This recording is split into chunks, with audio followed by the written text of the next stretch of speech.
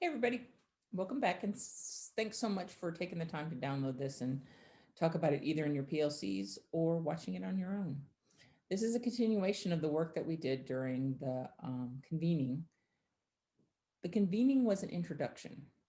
This is talking about goals and tasks, which is actually practice 0. I know. They say 5 practices for orchestrating productive mathematics discussions, and then they put in a practice 0. I think that's cheating. But nonetheless, that's how they wrote the book. So that's how we're going to address it today.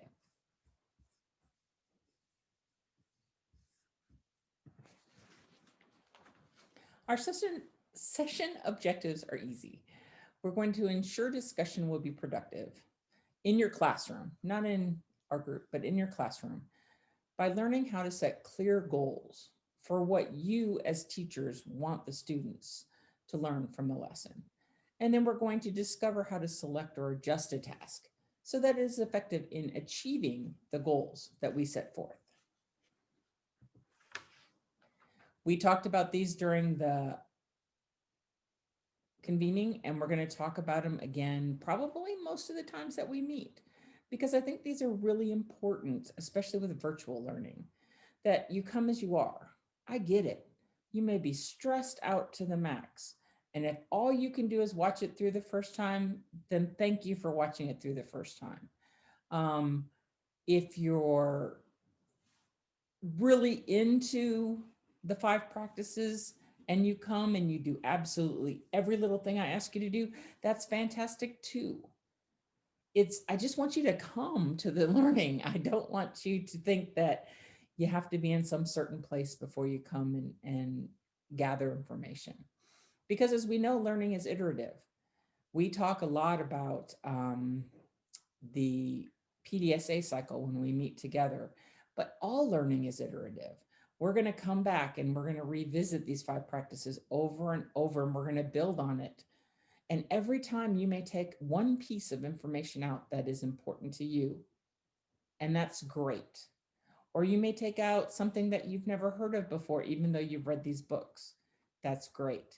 But know that every time we meet, it's going to be that way because it just goes around and around. And so just remember that learning is iterative, and you'll pull something out of it. And finally, embrace the pause. Now, as we talked about before, the pause in a classroom would be wait time. On a video recorder, I don't have wait time. So when I say embrace the pause, I actually mean the pause. Hit the pause button on your computer and actually think through things that might be new to you. Or if I refer to a page in the book, maybe look it up, take some time and look it up, but hit the pause button.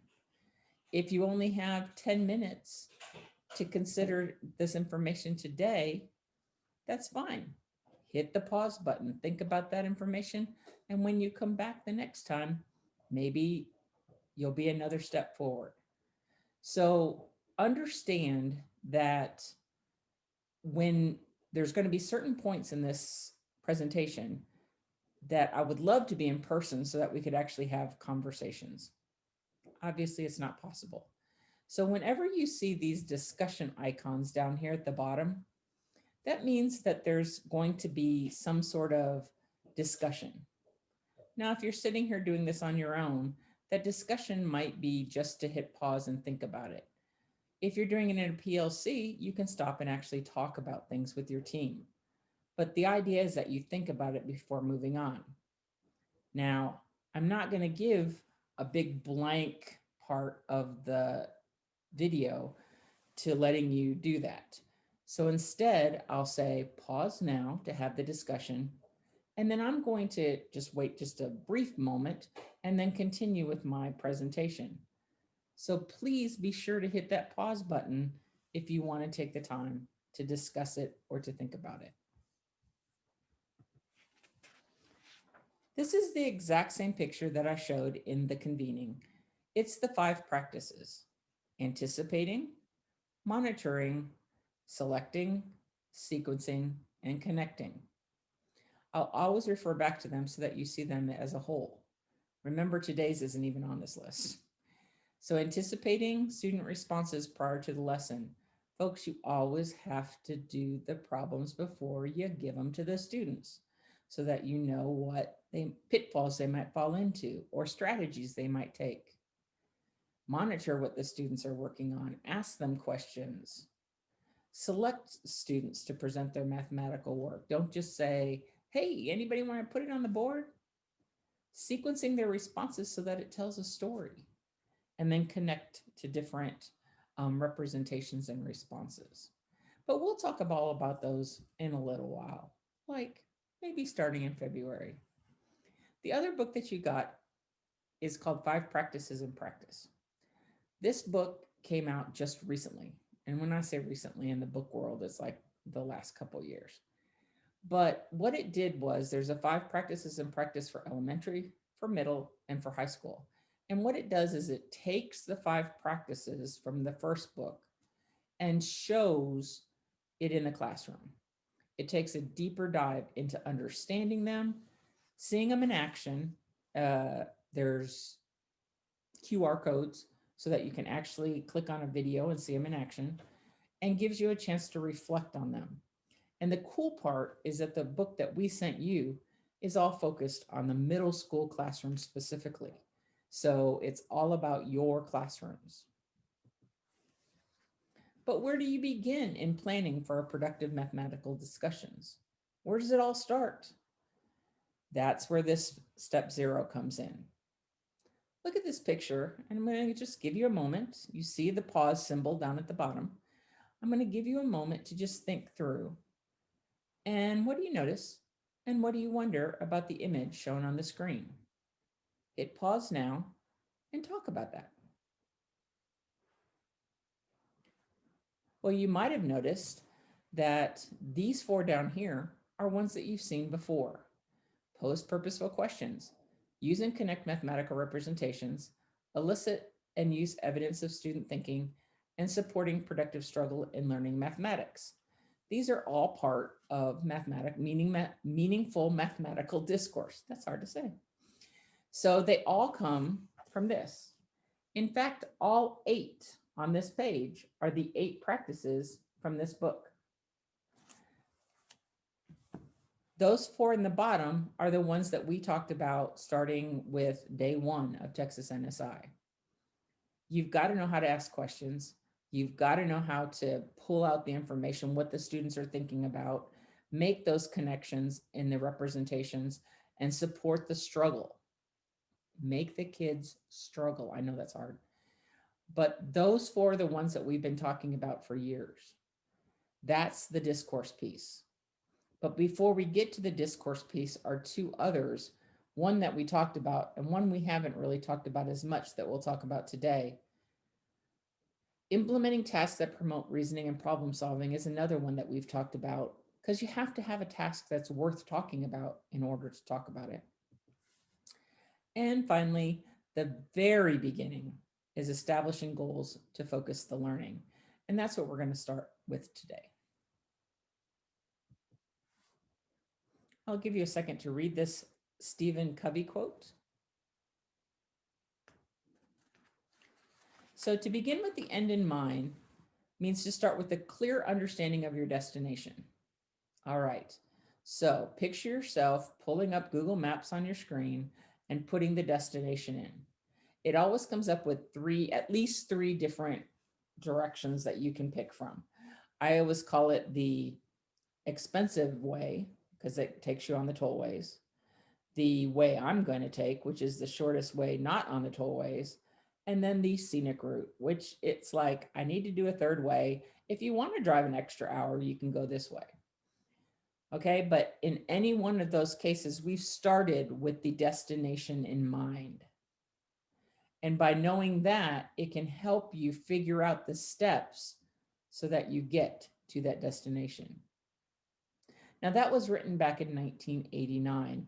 And so there's a lot of folks that are like, oh, Stephen Covey, 7 Habits. I know. But come on, think about it. It's the same way in education. Without those explicit learning goals, it's very difficult to know what counts as evidence of student learning. Some of you guys are working on evidence of student work learning and looking at their thinking. Do you have goals? Do you know where they're supposed to be getting to? How students can be linked to particular instructional activities? Do we just give them activities that are in the book because they're in the book?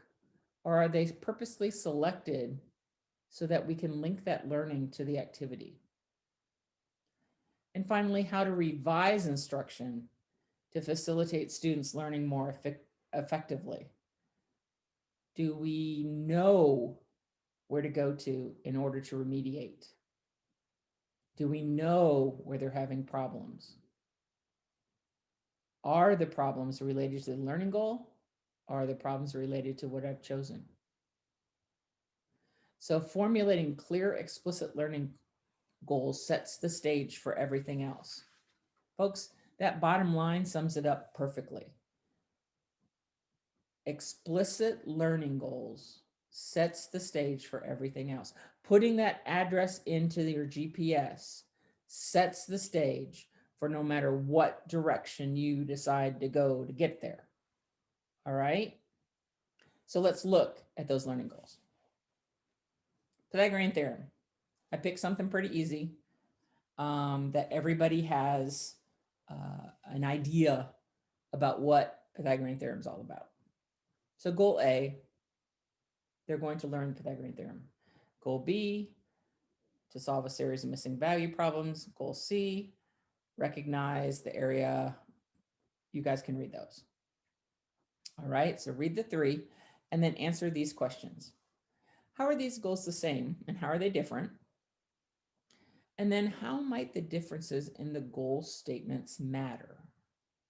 So I'm gonna hit pause for a second and talk about that between y'all.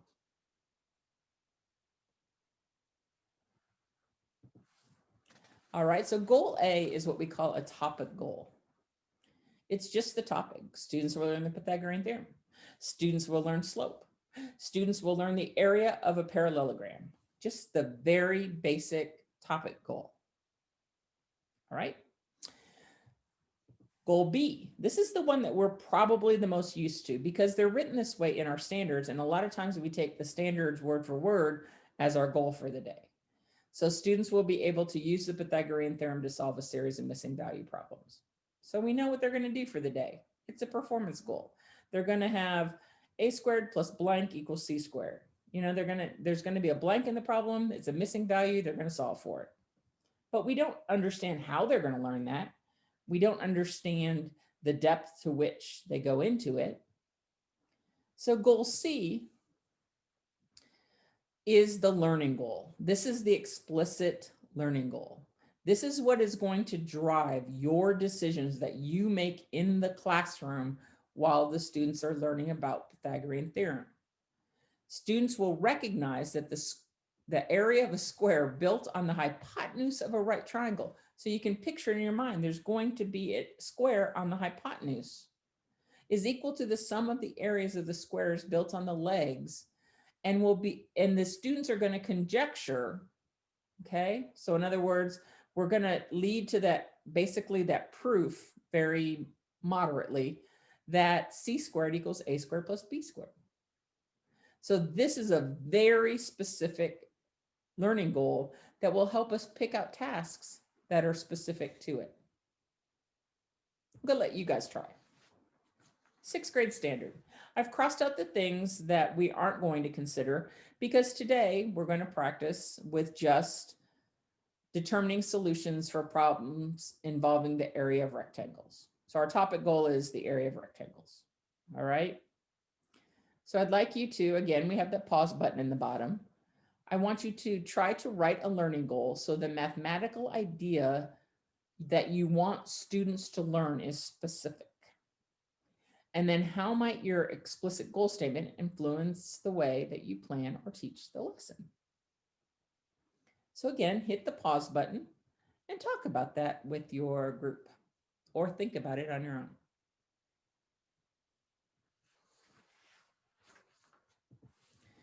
So one possible goal that I wrote was While considering the use of appropriate tools and using multiple representations, students will determine and explain the solutions for a real-world rectangular area situation. Now, some of you might go, Mary, how'd you get that out of here?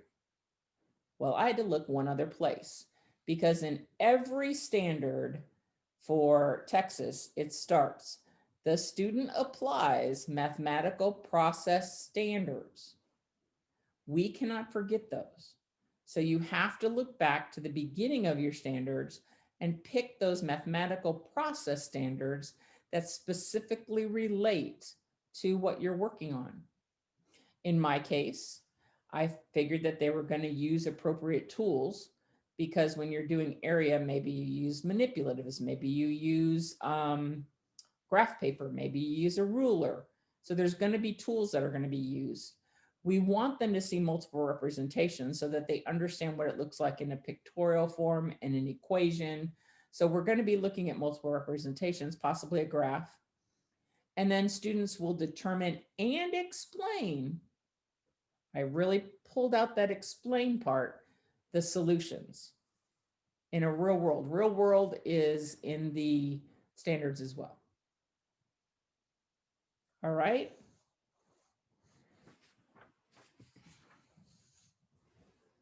So now we have talked about the fact that in order to have productive mathematical discussions, teachers have to establish a clear and specific learning goal.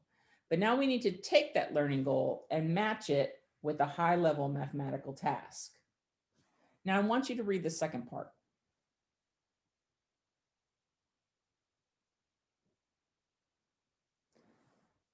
I am not saying, nor is this book saying, that every single day of your curriculum needs to be tasks.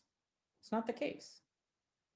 But it is saying that tasks must regularly appear if we want to get the kids to start working on reasoning, on higher level thinking, on becoming problem solvers. So there's room for that practice. There's room for when you first discuss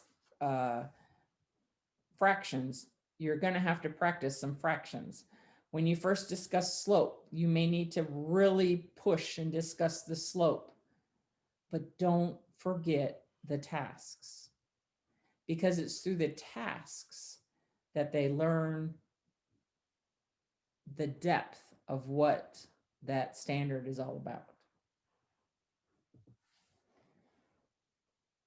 In Principles to Actions, again, this book, which you have and you can look back to on page 17, it talks about effective teaching of mathematics engages students in solving and discussing tasks that promote mathematical reasoning and problem solving and allow entry points and varied solution strategies. So there we are back again in the Principles to Action book, saying that that is what has to be done before we can get into the discourse. So let's look at these two tasks that are for that standard that we just wrote the learning goal for.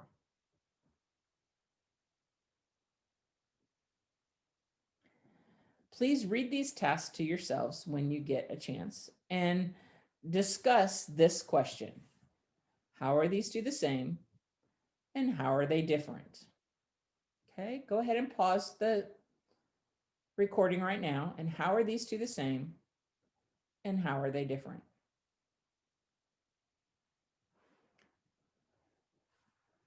These are some of the things that I came up with. They have the same topic area, so they're right in the same ballpark of the standard. They require prior knowledge of what area is, so it's asking them to pull out that formula or to understand what a rectangle is. There's some prior knowledge there. And it uses a real world scenario, which I know real world can always be fought because these two tasks aren't huge real world for some of our kids, but they do at least put some sort of a context around the problem. Differences, how the area formulas were used. In the first one, it's basically, here's the dimensions, you know it, you use it, you got the answer, bada bing, bada boom. But the second one doesn't ask for just the solution. It asks for you to start finding, I mean, it's basically a calculus concept, not done so in the idea of um, maximizing area, but it really is. So it's how the formula was used, and then they have to generalize how it was used to come up with the fact that it's a square near the bottom. And then the amount of thinking and reasoning required. They don't tell them how to do this. Some kids might jump to a graph paper and start drawing every single fence that they can make with that amount of fencing and a rectangle. Some might graph it. There's a possibility that they might graph the length and the width. You know, there's lots of different ways that the students can come up with this answer. They have multiple solution strategies, and then plenty of ways to enter the problem. You know, there's some kiddos that immediately see what they can do. There's other kids that might have to draw a few rectangles before they really get it, but at least they have a way to enter the problem. They have a way to be a part of the discussion. They have a way to be in there and to contribute. That leads us to, well, what do we look for an appropriate task? Well, in the orange book, the practices in practice, you might want to mark page 17 in chapter 2. There's 4 questions that really would help if you ask them to figure out if you've got yourself a task that is appropriate. Are there multiple ways to enter the task? That's that multiple entry points piece that I just talked about on the page before. Are there ways that they could enter it using a manipulative? Are there ways that they could enter it using an equation? Are there, you know, different levels, different competencies? Got to look for everybody. Do they have to provide a justification or an explanation? Those 2 words, justify your response, explain your response, justify and explain, can pop a question from this level to this level. Because even in that first problem, if they had to justify their response and show me what the answer was and how it came up to, what was it, 150? That's a totally different question. At least it's asking them to think through and explain it to someone. Does the task provide the opportunity to use and make connections? That first one wasn't a connection problem. That first one was simply, boom, give me an answer. The second one asked for connections in the fact that you had to make the areas, but then you had to compare the areas and make connections between different areas and figure it all out. And then, of course, patterns, conjectures, and generalizations to come up with your own realization for what's going on in the problem. So let's go back to Martha's carpeting task. I said it earlier, 150 is the answer, 150 square feet, right? So what question or questions could be used to improve the quality of this task? Go ahead and pause for a moment and talk to your friends, or just take a moment to reflect and write down some questions that might be used to improve the quality. Here's the one I came up with. Martha purchased a roll of carpet that measured 20 feet wide and 7.5 feet long. Can she use this roll to carpet her floors? Convince me using multiple representations. Well, it's the same 150 square feet, so it seems reasonable. But if we have a roll of carpet that does that, how do we fit the 2 together? I mean, there's a lot more thinking involved in this question than just using the area formula one time to get the solution. I didn't use the words justify or explain. I said convince me. So that's another way to say it to the students. And then I asked them to use multiple representations. In this case, probably graphs or pictures, but you never know what students are going to come up with. As we finish today, I wanted to assign some homework for you. Remember, you have a month before we meet again. So during that month, I want you to reflect on what you learned Embrace the pause.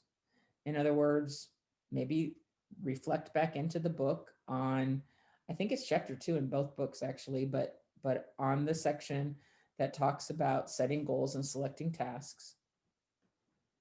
Work with others on your grade level to attempt to set a learning goal and pick a task. Just one in the next month. I said 2 weeks, but I never know when you're going to watch this. So, but pick a worthy task that you've answered those 4 questions and you feel really is linked to the learning goal that you want to do in your classroom. And then obviously, I'd love to see you actually use that in your classroom, but we haven't talked about the discourse yet. So if you aren't ready to actually try it out, at least set the learning goal and talk about some tasks. And then finally, read pages 30 to 33 in the practices and practice book. It's called Launching a Task. And when you launch a task in your classroom, if you don't want to get the, this is so long, I don't want to do it. Oh my gosh, which we all get when we launch a task. It has some suggestions and an actual video that you can watch a middle school classroom teacher launching a task in the classroom. She actually uses a video of her own son on an amusement park ride. It's kind of cute. Anyway, that would be a great read. Again, I would welcome if you read more, but at least doing that much will get you prepared for the start. If you need help or you want to chat about something you heard today, read in the book, please, I say this every single time I meet you, and some of you have taken me up on it, but reach out, Mary Davis at austin.utexas.edu, and I'd be glad to talk to you, to chat with you, to discuss it more. And if not, I will see you in a month. Thanks so much.